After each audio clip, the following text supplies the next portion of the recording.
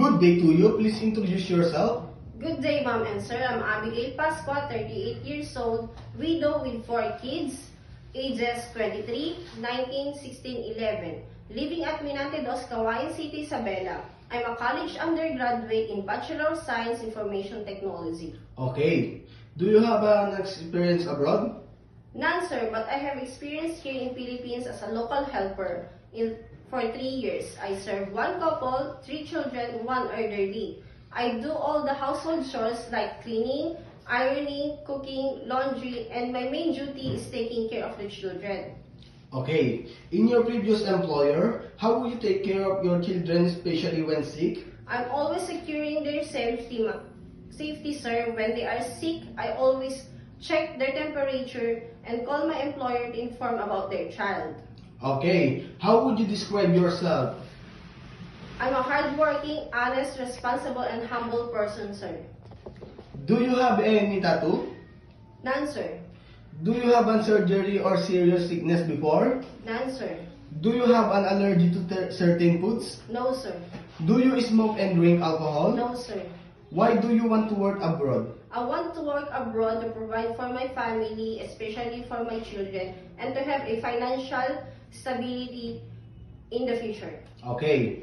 If you get hard, who will take care of your children? My mother-in-law, sir.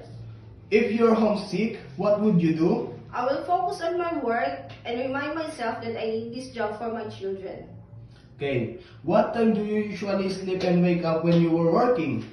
I usually sleep around 10 p.m. after my work and wake up around 5 a.m. Okay. Are you the one who does the cooking and do market at home? Yes, sir. Sometimes kids are super active and they tend to be out of control. How would you control your temper? I will be more patient and calmer when dealing with them, sir. Do you accept no updates but to be paid instead by employer? Yes, sir. When you visited the parents, relatives, and friends of your employer, will you help and do the housework there? Yes, sir. Can you promise not to lend money in Hong Kong? Yes, sir. Are you scared of dogs and cats? No, sir. Are you willing to share room with kids? Yes, sir. Do you promise not to use cell phone during working hours? Yes, sir. Do you promise to finish your contract? Yes, sir, and I'm willing to extend if needed. Can you cook a Chinese food? No, sir, but I'm willing to learn. Can you sing us a nursery song? Yes, sir. The wheels on the bus go round and round, round and round, round and round. The wheels on the bus goes round and round, all through the town. Okay. What is your message to your future employer? Good day, sir. To my future employer, please choose me as your helper. I'm humble and responsible and hardworking person. Please, and I promise to serve you with all my best. Thank you.